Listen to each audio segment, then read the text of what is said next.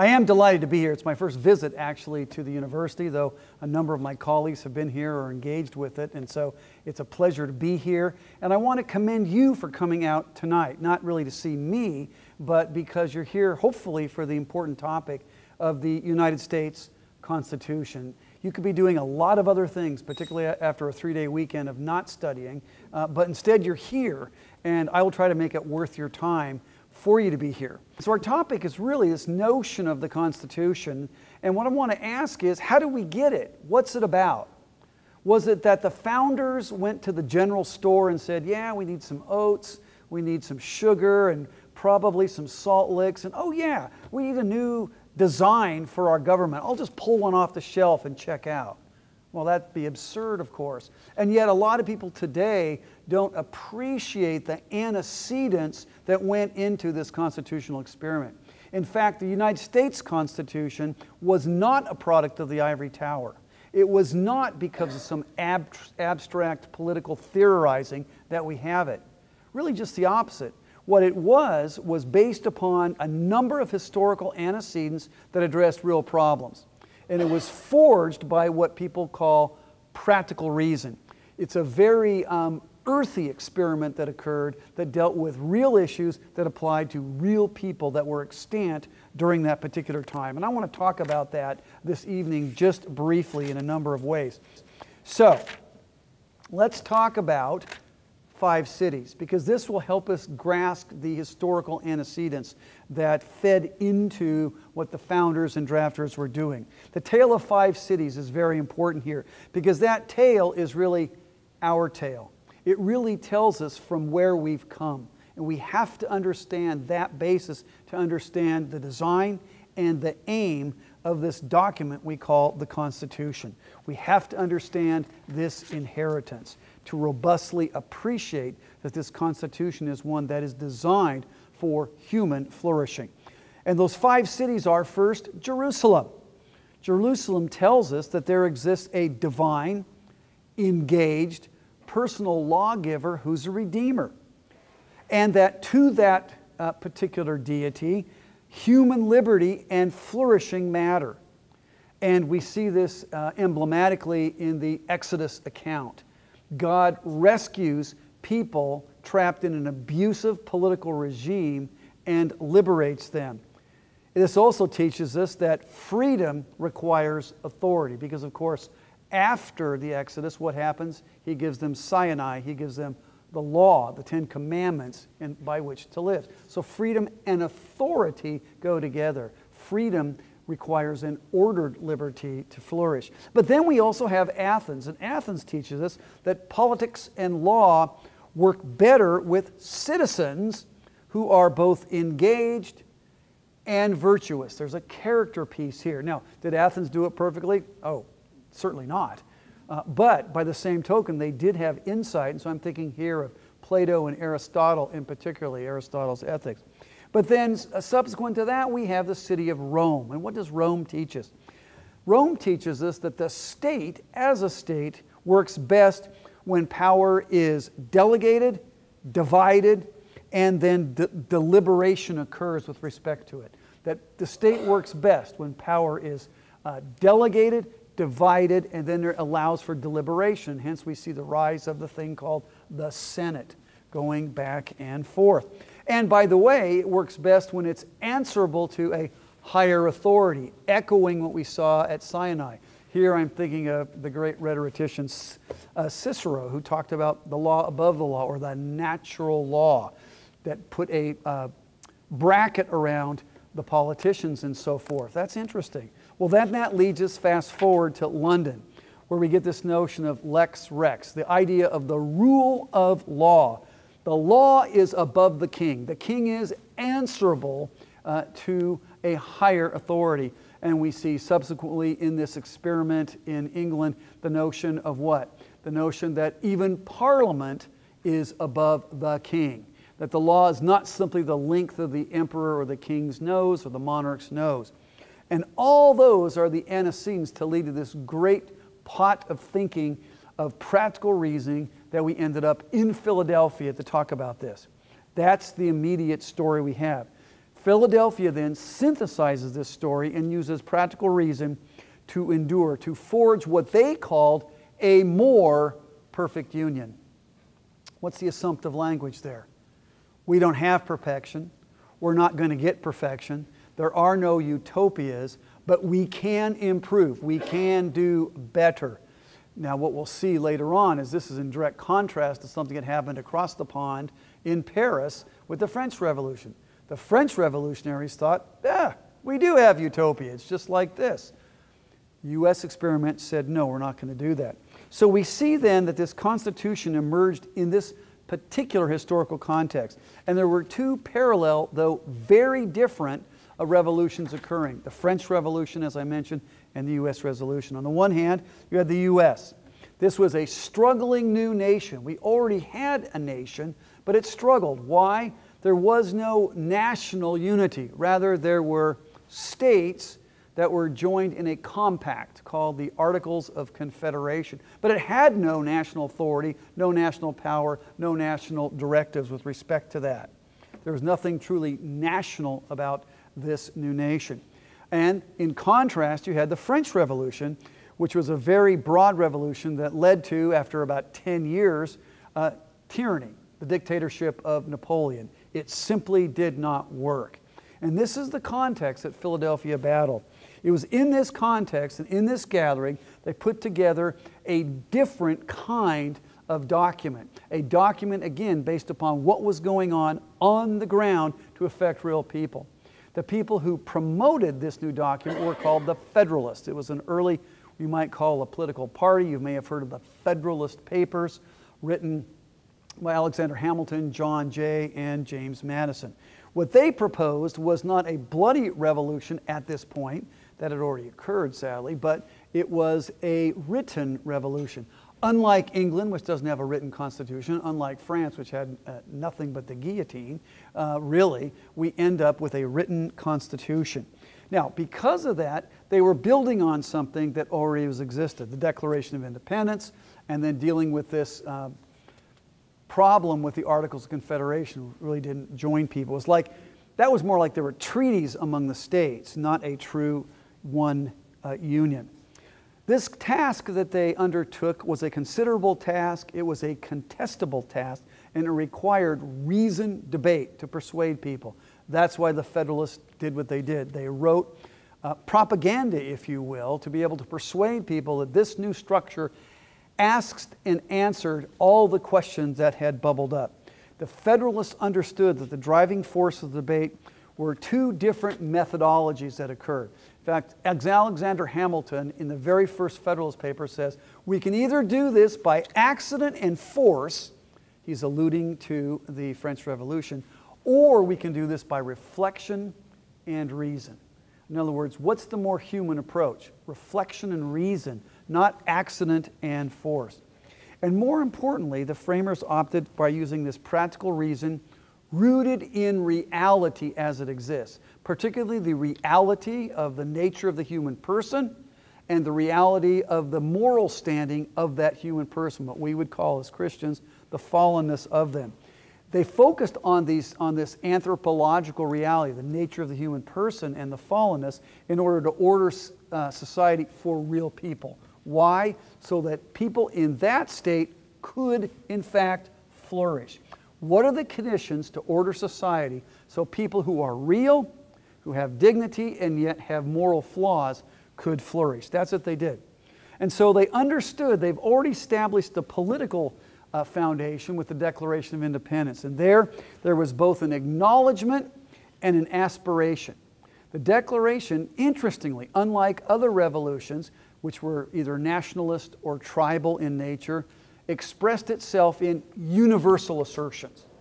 It made claims that did not depend upon time, place, manner, tribe, color, anything like that. It had universal assertions. Among them were, there was a creator, hearkening back to Jerusalem, that man is not God, and there is a higher authority. It spoke of human equality, politically expressed and animated by something it called the consent of the governed. The idea is no person can have authority over any other person without consent. Why?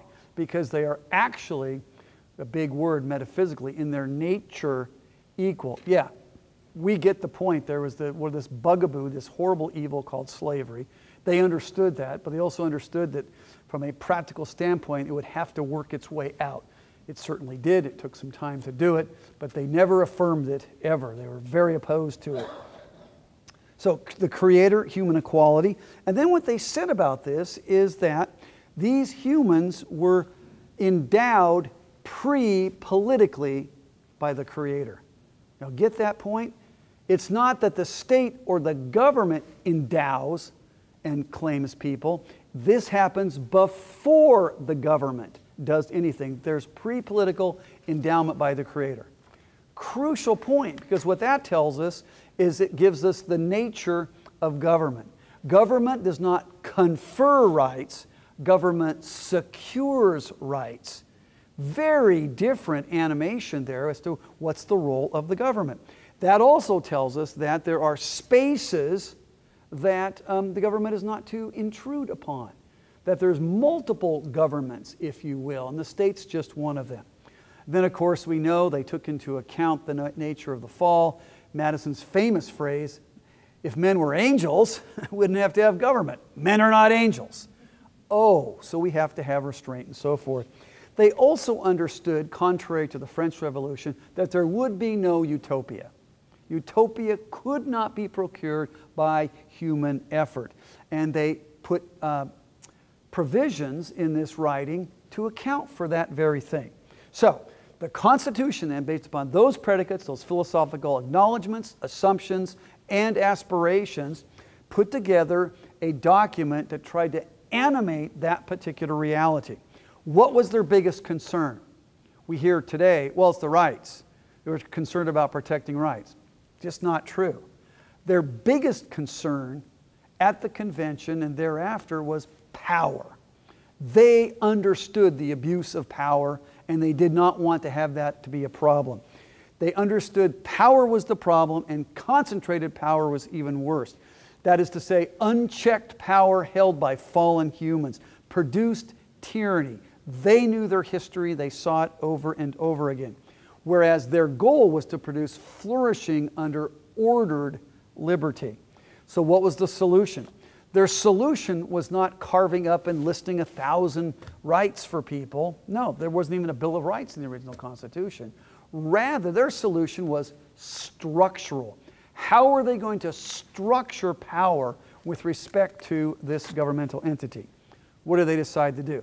They created something called a federal system. Now, the predicates of this, we could look at Montesquieu or even John Calvin for some of the concepts here, this federation of power. But what the framers did was say, look, as to the federal government, we're going to have a division of power vertically. The national government has powers, and only those powers that are enumerated, that is to say, that are specifically listed. Therefore, the powers of the national government would be limited. They would be defined.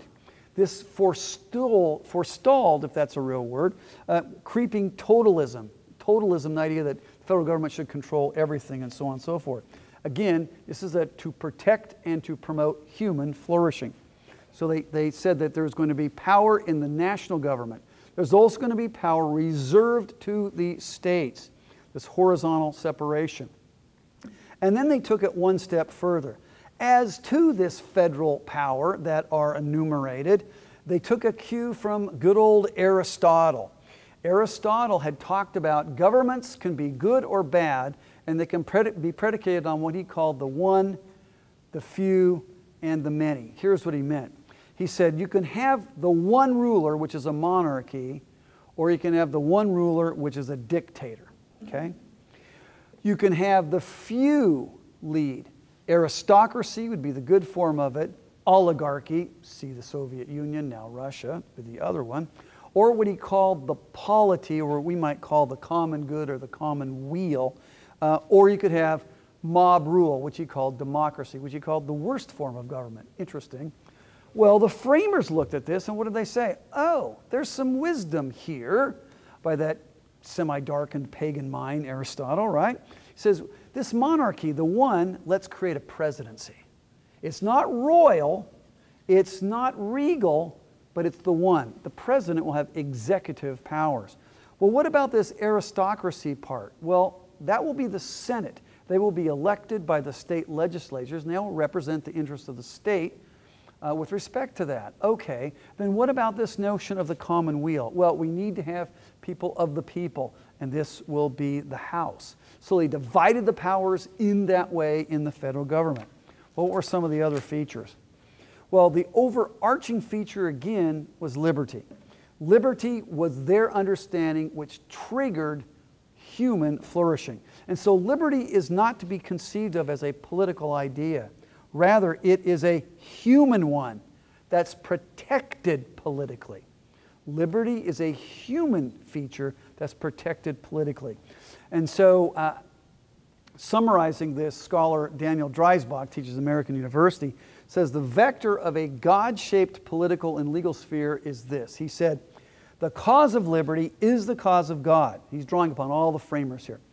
God favors and approves the cause of liberty, and tyranny and arbitrary rule are offensive to him. Indeed, a state of tyranny, slavery, or sin represents a disordering of God's moral structure of a purposeful universe. Slavery in particular is often depicted as a condition worse than death. Liberty, in short, is the most cherished possession of a free and civilized people. He's drawing upon a lot of the writers at that time. Another factor, oftentimes overlooked, was what I would call an implicit confessional context with respect to where they got their ideas. That is to say, a faithful Christian, not a denominational idea, but where they got their ideas animated was amazing. If you look at the 10 most quoted persons in the writings of the founders, what you'll find is, by far, the Apostle Paul is quoted. By far, 3 times the amount of time that John Locke, for example, is quoted, or Thomas Paine, or any of those people. It's just an amazing what these ideas animate. That's explicit. But what I'm suggesting, it's even implicit. It's implicit in the sense that there was what I would call an implicit confessional Christian worldview, particularly as it related to humanity and anthropology. And this assumption at this point undermines a lot of what we see in today's culture that are competing claims, competing worldview claims as to how are we to think politically, how are we to think legally. These competing claims all can trace their roots not to 1776, but to 1779, the French Revolution. There's a number of these current cultural and political theories that contribute, in my view, to national disunion, cynicism, cultural chaos, because they embrace a defective worldview, particularly a defective worldview as it relates to the nature of the human person. Think of good old Karl Marx. We need to create a new kind of human. Human nature does not exist. We can perfect the human. That was actually his idea, and he didn't get that, didn't create it. That comes from some of these other areas. Well, the Christian worldview stands opposed to that, and it animated a lot of what we saw that went into the Constitution. It corrects that by valorizing each person as being made in the image and likeness of God by their Creator, endowed by their Creator. And the founders understood this. Equal dignity, equal fallenness. And so they crafted a public order that was organized and ordered to recognize these truths, both truths. Okay, so how are we going to do that? What am I saying? What am I not saying? I'm not saying that God and Christianity are in the Constitution. Okay, I think that's a fallacious argument. But what I am saying is the Constitution is in God and Christianity. It was the atmosphere, the wallpaper in which they were doing their reasoning. So now let's get a little more specific as it relates to some of these ideas. Christian worldview impacts law and policy in the West in 3 ways, and Philadelphia inherited this ethos. If you look at the turning points in history, what you'll see is 3 different things. 1, the Christian worldview defeated statism in principle and thereby established a foundation for Western civilization that the state was not to have total jurisdiction.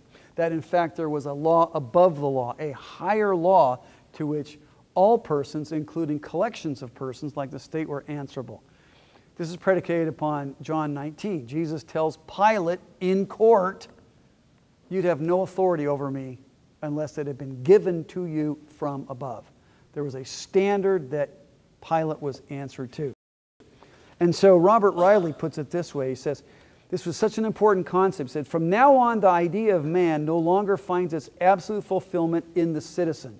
This is a break with Athens and Rome. Man's end transcends the state. The primacy of the political was over. Man's life, his salvation, was marked off apart from the state. This was radical at the time, and it was the Christian faith that first propounded these ideas. Man is no longer subsumed by the polis, rather the polis exists to serve mankind. This was true, the incarnation does this, since Christ is the only begotten Son of God. The ruler, whether Pharaoh or king or the state, could not be divine. Only Christ is divine. So it took away the prerogative of this divine right of kings and all those sorts of things. It was a Christian way. Now, if you compare that with what's going on in our culture today, progressivism, neo-Marxism, critical theory, and all the rest, what's the assumption there? That the state is the transcendent, highest, and only authority, because they deny all these other narratives and whatnot. So, they have this comprehensive model that says the state is actually the savior. We saw this when you begin studying the progressive era in the late 1800s and early 1900s. We had people like Teddy Roosevelt, Woodrow Wilson, FDR, all proclaim this. We need experts, we need administrative state, we need to forget about constitutional separation of powers, we need a living constitution. They all supported this stuff because the state was the savior. It's a very different model as opposed to 1776, which tells us that the state is a servant. The state is a servant. And I'm telling you, that's what really animated these things. How do I know that? Well, in the Constitution, the people hold the power. The people hold the power with what? The consent of the governed. It's funny. That's a Christian concept. Alcuin, who was a teacher and scholar under the time of Charlemagne, clear back whenever he did his thing, 9th century, said it this way, very fascinating. He said, since all men are by nature free, man has a nature and they're free, it follows that every government, whether it rests on the authority of written law or on the living voice of the prince, every government derives solely from the common agreement and consent of the subjects. That's a big deal, and that's a radical break with what was going on. So the people held the power with the consent of the governed. This is predicated upon a universal anthropology, not upon what the state says or doesn't say. The second thing we see embedded in the Constitution explicitly is the notion of a republican form of government. Now, that doesn't mean GOP, right, or some party. A republican form of government says you have to have representation. The founders understood as the nation grew, not every person could be in the room and give their consent, but they could, through a series of elections and representations, give consent through the people who would represent them. That's the republican form of government. But if you go back historically, what you'll find is it had two features. One, it affirms and facilitates the consent of the governed. But also, when they talked about this republican form of government, it meant forming and incentivizing the cultivation of virtue. Morals were key to having the citizens and have their consent. And that also included this idea of what we call mediating institutions. There's space in the public square for people to gather, to assemble, to express their own thoughts, their own kind of policies, and so on and so forth. If you've read Democracy in America, you'll see de Tocqueville talk about, Americans get together and they do these societies and they do all these crazy things. Exactly right. That was designed to facilitate those things. As John Adams put it, speaking to Massachusetts, he said, our Constitution was made only for a moral and religious people. It is wholly inadequate to the government of any other. That's exactly right. So, defeated statism in principle. On the flip side, what these assumptions did was that it said the state is not to be ignored, it's not to be delegitimated, it's not to be diminished. Rather, the Christian worldview defines and delimits the state's authority, including the federal authority. Again, it is the lawgiver who gets to determine who has ultimate authority. So politics, and particularly the state, is never ultimate. It's penultimate, but it's never the top. Okay. So the state's authority will necessarily be defined by and derived from a higher law, a higher lawgiver. That was working. And again, I gave you John 19. What are the implications then? If that's the case, what would you expect to see to promote flourishing? Well, space for exercising the right of association, the right of expression. Mediating institutions, the right to gather. It's very interesting, and Justice Scalia, who I knew a bit, would always talk about, he says, every tin-plated dictator has a long list of the Bill of Rights. And they did. The Soviet Union's Bill of Rights put to shame our Bill of Rights. Well, how come there's not enough freedom there, or no freedom at all? Because it's about power. It's not about a listing of paper rights. Rather, it's about how they're structured and who enforces it, and whether there's space to flourish. Very interesting, when the Soviet Union invaded Eastern Europe, Hungary, Bulgaria, Romania, the first thing they did, though they were Marxist, was not to change the economy. The first thing the Soviets did would crush all the mediating institutions. All of them. All little associations, church groups, clergy groups, labor unions, all that stuff. Get rid of the mediating institutions, because that is how humans flourish. The founders understood that. So, all these kinds of things kind of trickle out. What would then be the implications for political philosophy? What would we expect to see politically? Well, separation of powers. I've spent a good deal of time on that. Delimited and enumerated, not plenary authority, yes. Subject to the rule of law, yes. Also, the notion is that the state has a particular role, and that's to dispense justice, not mercy. The state can't fix everything. It's not to administer grace, so to speak, or mercy. The state's job only, no, I put it this way, only in Christ do justice and mercy touch. Otherwise, they're parceled out. Third, in creation, the created order, the state plays a legitimate, delimited, defined, decentralized role, and that is public justice, not mercy, restrained by the rule of law. Instead, the state exists to what we call negatively protect. That is to say, create space for pre-political, natural, or inherent rights. The state's job is to press out so that it can protect this space for people to flourish and exercise what they have inherently. It's not to exist to positively convert desires or needs into rights. Well, did they ever list these rights? What are these rights that are going to be negatively protected? Well, life is certainly one of them. Liberty. There's got to be non-coercion and freedom to associate and speak within ordered society. Are there boundaries? Of course there are. But generally speaking, the tie goes to liberty. Property. The ability of a human person to use their own property, whether that's to invest it or to increase its value or to get rid of it. That was a big deal. You didn't used to be able to get rid of your property in England. It had to stay in the family. They said, nonsense. You have the right now to have this property and to exercise and secure the bounty, the increase of that property, to divide it up, to sell it, to get rid of it, to donate it. That's part of it because it's attached to you. Religious liberty is yet another one of these pre-political fundamental rights. As Timothy Shaw put it, he says, look, when you constrict religious liberty, it doesn't make people less religious. It makes them less human. The point being is that if humans are in fact have a creator who is God, they are inherently religious.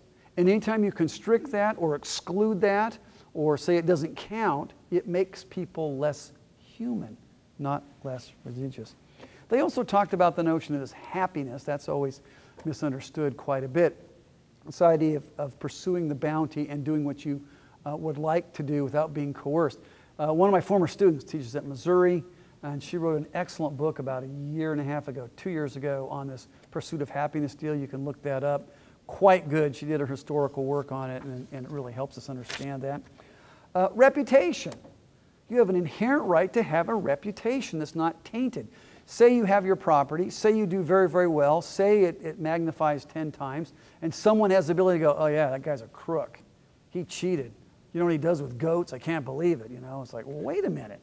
You can't take away and devalue someone's efforts and bounty by lying about them. So reputation is part of what they recognize as a natural right. Marriage, by the way, they recognize as a natural right. And I shudder, I have to say this, it's between one man and one woman. They understood this implicitly with respect to that. They also understood that there had to be equal opportunity to pursue things, not equal outcomes. And again, directly from Jesus' words, some 30, some 60, some 100. There's no equal outcomes there. They vary as to efforts and everything, those kinds of things. Well, consider just some of the issues. You can look in social media or whatever. We've seen COVID-19 overreach, and I'm for protecting the citizenry, but there's been overreach on those issues. You can go to a casino, but you can't go to church. Seriously? Entitlement and welfare spending, universal health care, universal income, cancel culture, speech zones, speech codes, hate speech regulations, mandatory pronoun misusage, those kinds of things. This is all state overreach, and we need to be understanding it in terms of first principles. What about for judicial philosophy? What would you expect for a separation of powers in the judiciary? Well, separation of powers would teach us that judges do judicial work and only judicial work. They don't legislate. Pretty clear, though we have people legislating. Think of Miranda rights. You have the right to remain silent. It's like, there's nowhere in the Constitution. It's prospective. It's not dealing with a case in controversy as required by Article 3, and yet it's the law. Fascinating. Judges, moreover, interpret, not make law. That is, they interpret the text which says it's the supreme law of the land. We would expect then law to be impartial as to persons, fair as to process, stable as to precedent. So it's predictable. So you can have what? Economic engines. You can have predictability. If it depended upon who wore the robe on which day, we'd have a real problem. But if we can have predictability, that is to say there's a consistency of precedent, a consistency of fairness, a consistency of impartiality, it leads to human flourishing. This was the design. That's why the judiciary was designed the way it was. And the framers anticipated issues. They couldn't answer everything. I mentioned utopia. Again, they approached this with modesty and tentativity. They didn't say, we're going to do it right and everyone else has been wrong. They said, our efforts are to produce a more perfect union. They understood that times change, and sometimes the turning of a calendar page may necessitate a different approach to certain kinds of problems. Why do I say that? Well, they understood, contrary to the French Revolution, that we might have to amend this thing. And they had exactly that. They had processes for amending the supreme law of the man. That's a very humble, a very modest approach. Now, it required some effort to do. That's good. Why? Because it produced this notion of reason and reflection, of allowing for deliberation. And so we have the amendment process. Now, that's been done in some very good ways. Think of the 13th, 14th, and 15th Amendments. The post-slavery amendments, very important and very good. It's been done in dumb ways, too, like the 16th, giving us income tax, the 17th, giving this direct election of the Senate. Those are really bad, structurally. But there we have it. Now, although I have to say that those amendments are way better than what they did in France. The guillotine. You don't like the rulers, you off with their heads, right? Maximilien Robespierre, right? Oh, he was a leader, he was a revolutionary, he had a revolutionary mind. Yeah, we don't like him anymore. Whop. Took off his head. Well, I'd rather have a bad amendment than blood running in the streets. I don't know about you. Then they had this issue too. What about factions? If you give them freedom to associate, there are going to be people and parties and politics and factions. And so they addressed this directly. They said, okay, so we can either control the cause. That is to say, don't let people associate. Problem, there's a fundamental liberty motion here. If we control the causes of factions, we're going to destroy liberty. We're going to have coercion. That can't be the answer.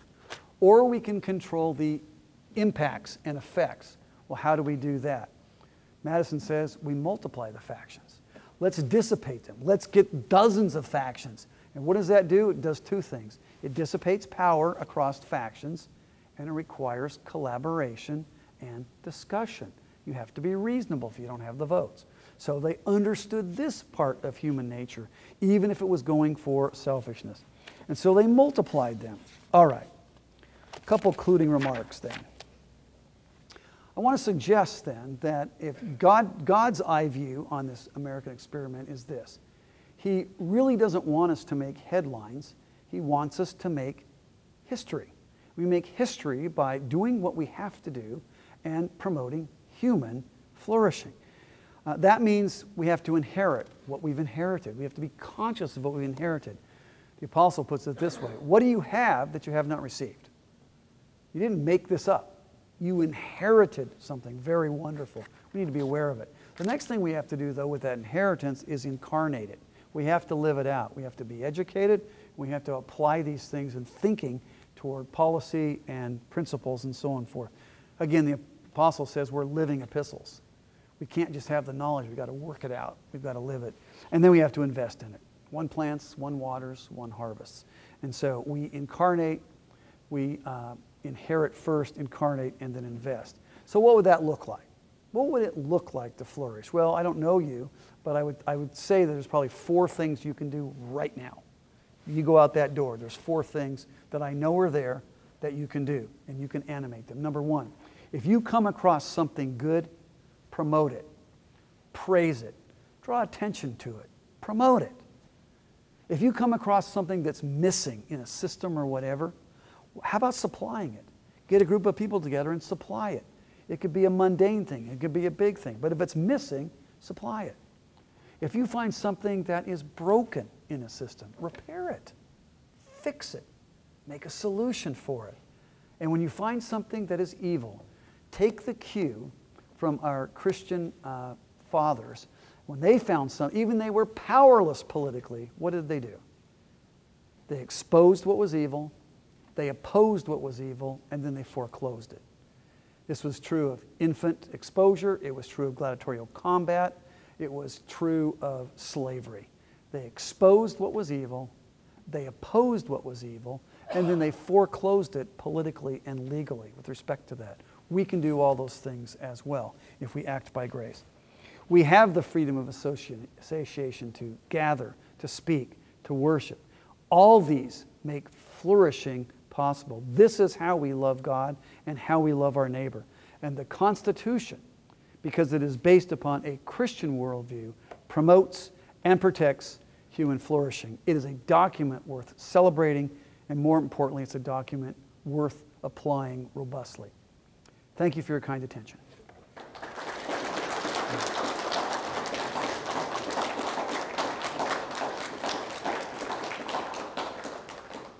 I understand we may take questions. I'd be glad to do that. I prefer true and false.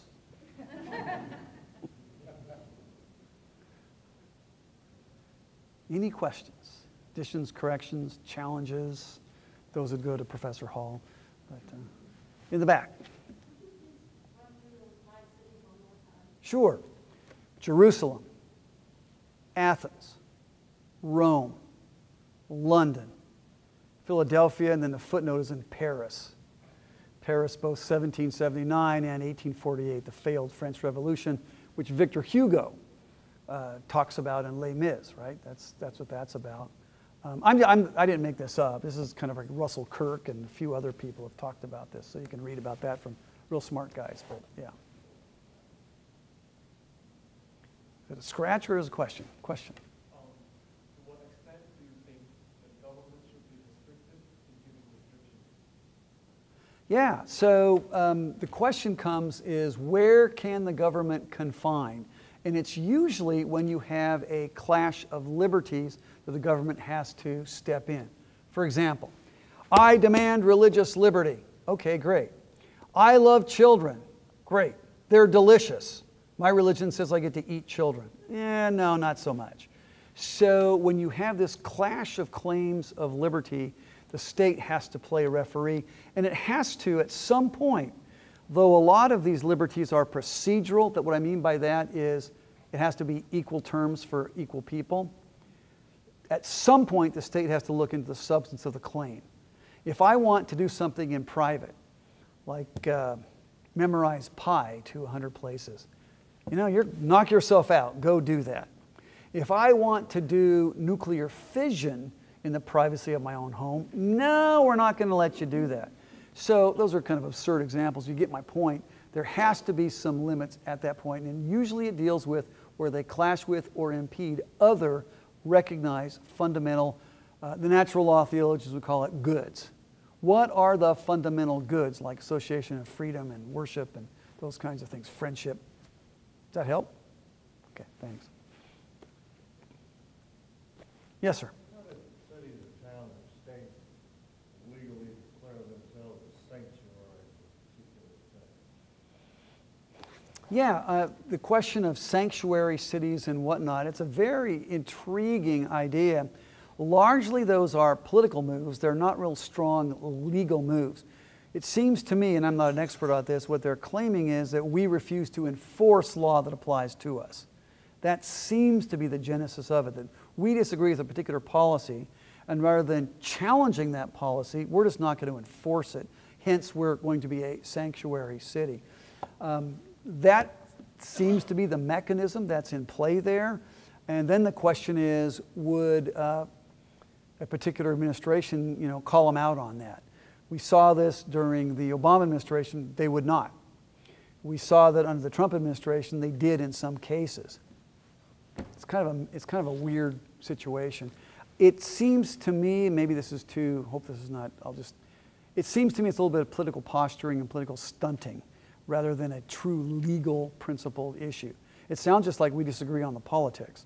Well, if that's the case, there's a mechanism for that. And the mechanism is not, I'm not going to enforce the law, which we're seeing on a lot of coastal states, California and on the East Coast. So we're not going to enforce the law. Well, you don't get to make that call. You raised your hand and took an oath to defend the Constitution of the United States, and those laws are promulgated there too. If you don't want to, then step down. But don't sit there and go, we're not going to enforce the law. So that's kind of my take on it. Hope that helps. It is what you could argue is, you're saying you're a sanctuary, that's religion, and you're mixing church and state, therefore you can't do it. That's a joke. Anything else? On that same thing, but in retaliation, if you will, on that, then further, somebody can't say, well, we're not going to send federal money to that area anymore, and then a judge in the 9th District strikes that down. But no, you have to. Yeah, there's a whole lot of weirdness there too. It deals with the status of the state. How can you discriminate that?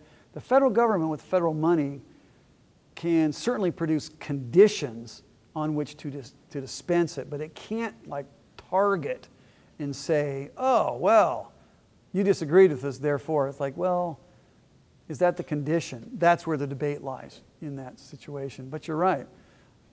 It's a very dangerous situation because what happens then is it's just a matter of power politics. Who's in power? The irony is that the Constitution was designed to dispense power, to control power, and to deflect power, not to make it to be, we got to get in power because we're going to do it better than they did. Whoa, that's a dangerous thing for fallen men to have that much power. So I think probably most constitutional scholars are shuddering at that point to see that kind of dynamic play out constitutionally. Politicizing the Constitution instead of having the Constitution constitutionalize politics. That's what we really need to see happening again. So. Yes, ma'am. Do you think that our nation as a whole has gone too far down that road of moral decay? Because your statement was this Constitution works in a society that has, and just the blatant disregard of power, the use of power. And I like what you said about what we can do, but there's very limited. We're very limited in what we can do. Yes, but those are odds that God likes because we're imbued with the ability to make moral choices. It's never too late. and we should never become fatalistic. Let's remember, we've got moral decay. The tomb is empty. We've got some very bad politics. I have 2 sons who are infantry officers in the United States Marine Corps. I just witnessed Afghanistan. I had one son on the day that the recruits got their Eagle, Globe, and Anchor. He had to encourage them by saying, okay, now you're Marines, and by the way, a platoon of your brothers just got blown up today. That's tough duty. I'm just telling you, it's tough duty to tell that to young men in that case, with respect to that. But the tomb is still empty. Lady Gaga sang another song. The tomb is empty. It doesn't matter what it is. We as Christians have that hope. So I'm never going to write that off. But I think we're fooling ourselves if we don't understand that we're in really deep yogurt. Because what we're seeing now, the divisions are not political, they're philosophical. We're seeing 1776 and 1779. What I mean by that is you see the 1619 Project saying that America was illegitimate from day one. You're seeing people on our side saying that classical liberalism, which is the philosophy of the Constitution, is illegitimate and compromised from day one. Those are pretty big deals. I remember talking to Justice Scalia about the administrative state, which is a big deal and a real problem, the 4th branch of government. And he said, yeah, it's going to take us 100 years to unravel it. He was not optimistic. So, yeah, we've got a lot of work to do. But as we're training our young children, we have some children here. My wife was a CC tutor for 5 years, those of you in classical conversation, so I get the program and the chants and the rhymes and all that cool stuff. So, but I do think, though, I'm not going to write that off. I think we have to just roll up our sleeves and be people of hope. And I appreciate these kinds of things because I think part of it is our lack of knowledge of history. Yes. Lack of truly understanding our own Constitution. Because we haven't had to. We haven't had to defend it to the level that we should have been. We should have been defending it all along, but most of us had our heads in it. We are so familiar with it, it's become unfamiliar. Yes. I did a lot of traveling, before we grew big enough, so I did a lot of international stuff, like tons of it. And I did the UK and all kinds of stuff. And in the United Kingdom, you say, well, I go, why do you do this? Oh, that's just the British way. Well, why? Well, it's the British way. They have no idea. They have this beautiful fruit and they have no roots. It's very dangerous. That's where we are in many ways. And then we have people that are, in fact, attacking those roots, saying they're poison, they're bad. And then we have another group of people that are saying the answer is the experts, the technocracy, the managerial class of the administrative state. Let us handle it. And then they tie their ties to the globalists, and they're going to decide all these things. Not in some conspiratorial way, but I'm just saying, it's like, no, that's kind of like what's animating a lot of these things. And we've got to call them on it in a gracious, appropriate way, but nonetheless in a truthful, direct way on some of these things. No. And when they try to shut down the conversation by saying, you're a colonialist, you have privilege, you go, if you want to stop your thinking, that's fine, but I want to continue to talk. I'll buy the next cup of coffee, but I want to talk about these things. Because we're not going to use the guillotine, are we? Oh, well, so that's how I would approach it. One of my mentors said, always be in a position to buy the next cup of coffee. So I don't drink coffee except in Italy, but I'll buy it. Back here. Is it correct to understand the founders intended for us to learn about and be involved in our government? Very much so, although, it's interesting. You read the Federalist papers and the Anti-Federalist papers, which you should all read, and get understanding the notion of rhetoric and how that works. These were just common farmers, lots of them, right? They just wrote, but they were literate men and women, and it's very important. We abdicate. We think, hey, I wrote to the extent we do, we wrote a campaign contribution and think, man, I'm involved in politics, look at me. No. I think, yeah, we do definitely need to be involved. We need to keep informed. And we need to be careful of poisonous partisanship. Although, I have strong opinions on, certain fundamental things that you ought not to support, period.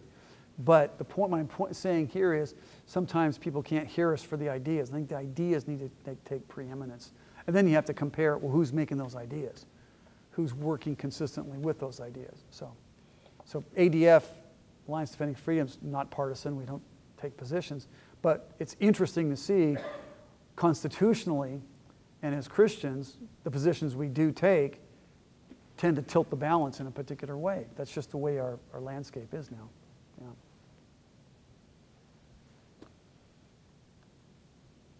Yes, sir. I was thinking I think we've gotten away from and failed to realize how strong the religious component was to the revolution. I was thinking of M. Stanton Evans' book, The Theme is Freedom. Great book, great person. Absolutely. M. Stanton Evans, who just passed about 2 years ago, I think. Yeah. The Theme is Freedom. Very, very articulate, very good situation there. And I was reading this on the plane today, another scholar saying that but for the Great Awakening, there would have been no revolution. Right. And that's very true.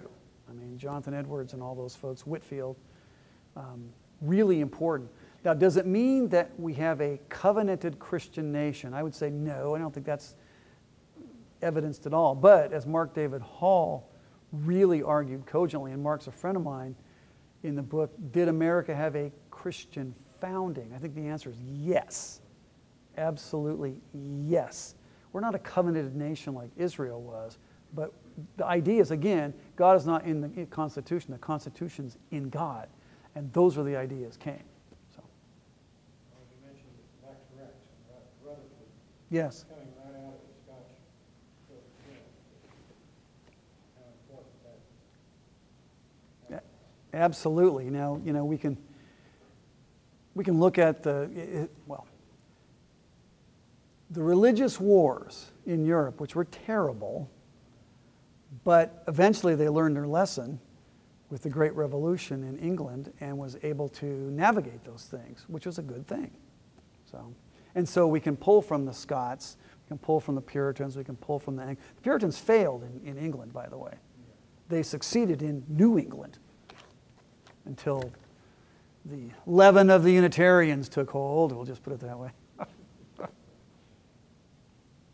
Yeah, go ahead. Was it Macaulay that made the observation that the revolution in England did not take the same form as that in France because of the efforts of the evangelists Whitefield and Wesley? I'm not sure if it was Macaulay. One of the English historians, though, that made the point that the great revival that took place in England moderated the political aspect of the revolution that took place in England, contrasting with France. Yeah, I mean, are you thinking of the Oxford guy, Derrimond McCullough? He's a scholar. He's an atheist, but really good scholar of that era. Yeah, the answer was that, remember, the French Revolution was intentionally anti-religion, intentionally anti-God, intentionally based reason as the highest kind of thing. Very different than what happened in England and what happened in the United States. Now, are there stepchildren of that same impulse? Yeah, 1917, the Bolshevik Revolution. Yeah, 1948, 1949, China. Very intentionally the same hymn book, so to speak. Yeah. Ideas matter. Was it one of my friends says, ideas have consequences and bad ideas have victims. Welcome to the 20th century. That's how many million died because of bad ideas. So we need to point those things out, not in a pernicious way, but to just say, debating on the floor of the Senate beats dueling. Although in some cases, maybe we should bring dueling back. No, this is being recorded. I'm just kidding. We are to obey God, or we are to love God and love man in that order. And when that love of God occurs and it conflicts with a law that is an unjust law, it's no law at all. And we see this, Augustine pointing this out. We see it in Acts chapter 5 where you have the first speech code. Well, we must obey God, not man, because we could not associate and express ourselves. Now, we don't have to do that in a pugnacious way, but we have to be able to say that the kingdom of God, though not from this world, is for this world. And that's what light and salt are. Light and salt, Jesus says, if you have that, it should be evident. It should be public. It should be demonstrated in good works. And so that we, well, you mentioned Colson. So his line was, we don't impose, we propose. But at some point, there's a line that says, I can't do it anymore. We will not submit to an unjust law. And so when you talk about the dorm issue or the misgendering kinds of things, those are fundamental denials, not only of Christian teaching, but of creational norms. And so you're asking me to contribute, to participate in someone's own self-deception. Now, they need some help. Gender dysphoria is a real thing, but it does not help that person to create a fabrication and to agree with that fabrication. We are to be sanctified by the truth, and speaking that which is untrue or behaving in a way which is untrue hides the truth and thus inhibits our sanctification, something we're called to do. So then put it on the cookies on the bottom shelf then. The reality is the call for civil disobedience is a call that if you are required to do something or to refuse to do something that violates a clear extant precept of God, you may not do that. It binds your conscience. My daughter-in-law is in med school. She's in her 3rd year, and navigating that has been very dicey. But so far, she's been really stand up and saying, no, I won't do this, or I will do this. That doesn't mean you have to be a jerk about it and point it out. Again, it's when it comes to you. And again, availing ourselves to those cultural mechanisms that we do have. I mean, I think about it in, the Boxer Rebellion, when the little girls at the orphanage refused to trample the cross of Christ, they just shot them. Well, we're not there, but we can avail ourselves to a way that stands firm in an appropriate way, not seeking the suffering, but enduring it to the extent we're saying, look, I can't do it, I can go no more, this is where I must stand. It requires us to do that. And one more rambling point though, but we see the first proclamation of the gospel in Genesis 3:15. The first proto-evangelium, okay, where the snake is crushed and then life is given through the woman. Eve. Conflict serves redemption. When we cease to engage publicly, we are withholding redemption from a lost and broken world. And part of that engagement is testifying to there's a different standard and we're going to follow that standard come what may. And so by doing that, we are actually testifying, we're providing clarity to the culture as to what's really true. We have different views of reality that's going on, and we're testifying to it. We're being living epistles to it. So I think that conflict serves redemption, and we should never lose sight of that. The goal is that redemptive work of Christ as it applies, and sometimes that means confronting Caesar. Paul appealed to the fact he was a Roman citizen. He availed himself to all those processes and procedures so that he might gain more in that way. He reasoned with people. He opposed rulers to their face. Festus, he said, I'm not crazy. I speak to you true and rational words. He labored with them. We're called to do that because, well, I've published on this. You can look it up. The gospel is necessarily political and politically necessary. It is inherently a political statement to say Jesus is Lord. It's an inherently political statement because if he's Lord, Caesar's not. You know that piece in Acts where it says, there's no name under heaven except for blank that man may be saved. That was actually, when the fill in the blank, right? There's no name under heaven and earth which a man may be saved except Jesus, right? Okay. That was actually 17 years earlier what Caesar Augustus proclaimed and inscribed on things. So when Peter says, oh, by the way, there's no name under heaven and earth what man may be saved, he was doing a big, oh yeah, Caesar. I mean, stuffing him, Caesar Augustus. 17 years earlier, Caesar Augustus said he held a festival because a star appeared. This is fascinating stuff. A star appeared 17 years before Christ. A star appeared.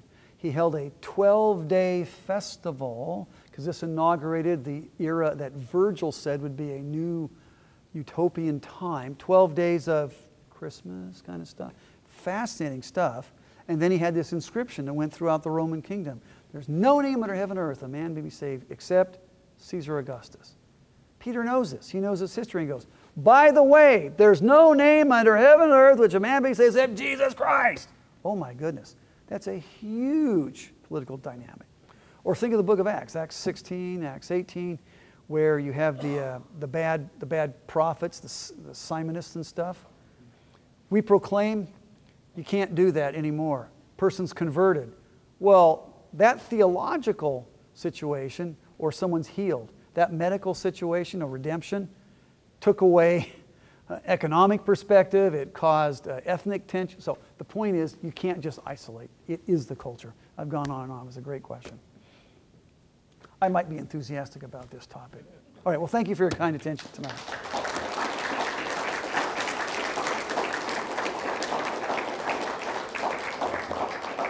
And remember, where there's a will, there's a lawyer.